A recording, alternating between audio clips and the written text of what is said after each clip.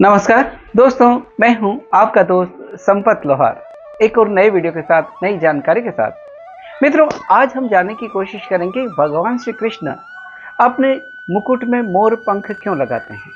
आखिर क्या रहस्य है कि भगवान श्री कृष्ण मोर के पंख को अपने सिर पर धारण करते हैं। हमने जो भी जानकारी संकलित करी है, जो हमारी आस्था और मान्यता पर आधारित है, हम आपके बीच में साझा करने का प्रयास कर रहे हैं। शायद ये जानकारी आपके लिए नई लगे और आपके अंदर जिज्ञासा पैदा करे। मित्रों, मोर के पंख को धारण करने के पीछे उसका आध्यात्मिक पहलू भी है, पौराणिक पहलू भी है और प्रतीकात्मक पहलू भी है। यानी मोर का पंख जो विभिन्न रंगों का होता है, जिसमें चमकीले रंग भी होते हैं, गहरे रंग भी होते हैं, हल्के रंग भी होते हैं, यानी कई तरह के प्रतीकों से भरा है मोर पंख लगाने के पीछे का प्रयोजन। पहले बात करते हैं कि भगवान श्री कृष्ण आखिर क्यों धारण करते हैं मोर पंख, और इसके पीछे जो पौराणिक कथा है या पौराणिक रहस्य है जो त्रेता युग से चला रहा है, उसके पीछे की बात क्या है। मित्रों, हम जानते हैं कि त्रेता युग में भगवान श्री राम हुए थे और भगवान श्री राम 14 वर्ष का वनवास जब भोग रहे थे, माता सीता के साथ में जब वन में थे, उसमें एक बार की बात है, ऐसा कहा जाता है कि एक बार माता सीता को बहुत तेज प्यास लगी और पानी का कहीं पे भी आसपास में स्रोत दिखाई नहीं दे रहा था।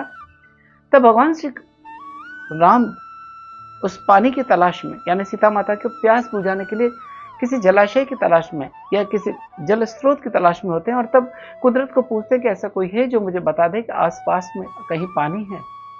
तब एक मोर था जो भगवान श्री राम की बात को सुनता और भगवान श्री राम से कहता है कि मैं आपको उस जलाशय स्रोत जो है, जलाशय है, वो जगह बता सकता हूं कि आखिर वो कहां है। तब भगवान श्री राम कहते हैं कि मुझे उस जलाशय तक ले चलो। तब मोर कहता है कि भगवान, मैं जिस रास्ते से जाऊंगा, जो मैं रास्ता आपको दिखाऊंगा, हो सकता है आप रास्ता भटक जाएं, क्योंकि मैं तो उड़ता हुआ जाऊंगा और आप चलते हुए आओगे, इसलिए मैं रास्ते में एक एक अपना मोर का पंख गिराते जाऊंगा और उस मोर के पंख को देकर आप उस जलाशय तक या वहां तक आ जाना। ऐसी बात होती है और वो मोर अपना भगवान श्री राम को रास्ता दिखाता है और एक एक पंख रास्ते में गिराता जाता है, और उस मोर पंख को देखकर भगवान राम उस रास्ते को मोर पंख के सहारे या उस मोर पंख को देखते देखते उस जलाशय तक पहुंच जाते हैं जहां पर पानी था। वहां जाकर देखते हैं कि उस मोर के सारे पंख टूट चुके हैं, क्योंकि वो सारे पंख गिरा चुका था और वो मरणासन स्थिति में था। क्योंकि मोर के पंख की विशेषता है कि मोर के पंख किसी विशेष मौसम में ही, विशेष समय में ही गिरते हैं।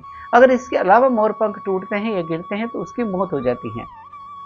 जब भगवान राम देखते हैं कि वो मोर मरणासन है, लेकिन उससे मरणासन होते हुए भी, अपना कष्ट सहते हुए भी उनको राहत दिखाई है, तब भगवान श्री राम मुझसे कहते हैं कि मोर को कहते हैं कि मयूर, मैं इस जन्म में तो मैं तुम्हारे इस ऋणाबंध से मुक्त नहीं हो सकता, लेकिन अगले वर्ष, अगले जन्म में जब मैं द्वापर युग में जन्म लूंगा, तब तुम्हारे मोर पंख को मैं अपने सिर पर धारण करूंगा और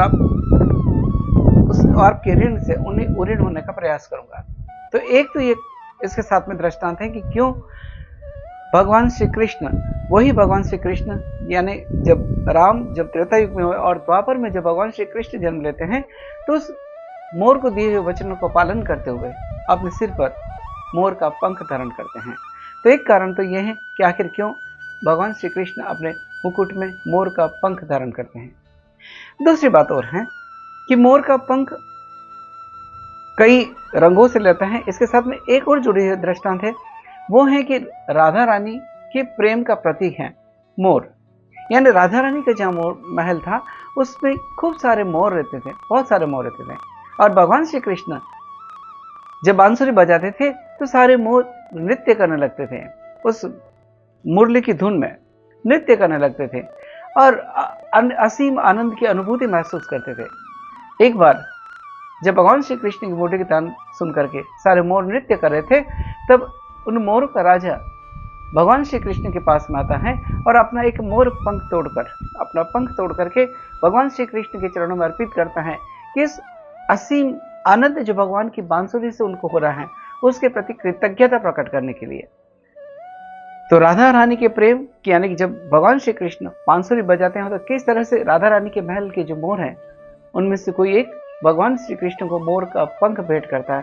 तो ये भगवान श्री कृष्ण के राधा रानी के प्रति प्रेम का प्रतीक भी है। एक तीसरी बात और आती है कि मोर देखा जाए तो ब्रह्मचर्य और संयम का प्रतीक भी है।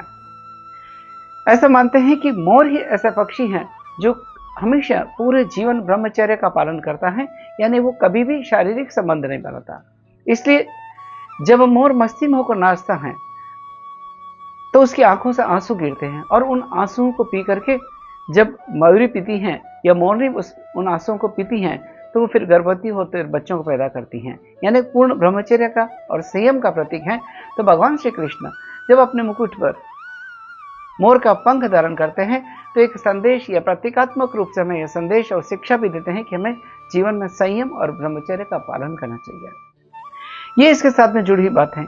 और एक और बात जिससे मोर पंख से हमें शिक्षा मिलती है कि जीवन में सुख या दुख कुछ भी आए हमें उनको स्वीकार करना चाहिए। यानी भगवान श्री कृष्ण अपने मुकुट पर जो मोर का पंख धारण करते हैं उसके मोर के पंख के रंग अलग अलग हैं। उसमें गहरे रंग भी हैं, चटकीले रंग भी हैं, चमकीले रंग भी हैं, उसमें हल्के रंग भी हैं। यानी ये जीवन की तरह हैं। जिस तरह से हमारे जीवन में खुशियों की कभी चमचमाहट होती है तो कभी दुख के उसमें अंधेरा भी होता है, यानी कभी गहरा भी होता है तो कभी चमकीला भी होता है। यही जीवन का एक क्रम है। तो भगवान श्री कृष्ण अपने मुकुट पर जब मोर का पंख धारण करते हैं जो प्रतीक है कि सुख या दुख, यश या अपयश, यानी परिस्थितियां अनुकूल हो या प्रतिकूल हो, उसमें हमें सम रहने का प्रयास करना चाहिए। ये कुछ जानकारी थी जो हमने संकलित करी और आपके बीच में साझा करने का प्रयास किया। दोस्तों, अगर आपको लगता है कि ये जानकारी नई थी और आपके लिए उपयोगी है तो इस वीडियो को लाइक करें, शेयर करें, कमेंट करें। पूरा वीडियो देखने के लिए आपका तहे दिल से बहुत बहुत आभार। हमारे चैनल से जुड़े रहें ताकि आपके पास हमारे नए नए वीडियो शीघ्रता से और सबसे पहले पहुंचे। यदि अभी तक आपने चैनल को सब्सक्राइब नहीं किया तो आज ही हमारे चैनल को सब्सक्राइब करें। इसी के साथ आपके दोस्त संपत लोहार को इजाजत दीजिए। जय हिंद, जय भारत, जय श्री कृष्णा। सबका मंगल हो।